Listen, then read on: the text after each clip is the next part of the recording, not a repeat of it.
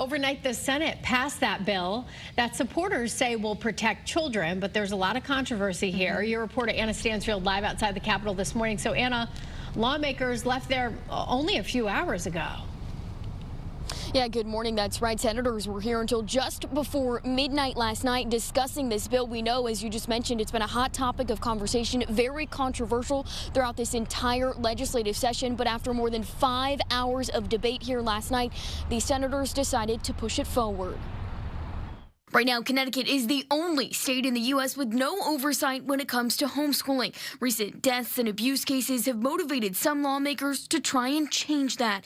Children like Mimi Torres Garcia from New Britain and Eve Rogers from Enfield were both taken out of school to be homeschooled, but later found dead. This bill aims to prevent cases like those with more oversight, adding a formal state framework when it comes to educating your child at home.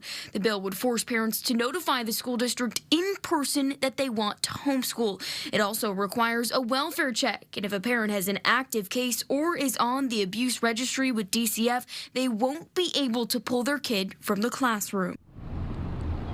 Now, the vote last night was fairly split. 22 senators voted in favor of the bill, 14 opposed it, but it's already passed through the House. It passed last week, so now it just needs to get through the governor's desk before it could be signed into law. I'm your reporter live in Hartford, Anna Stansfield, Channel 3 Eyewitness News. Anna, thank you.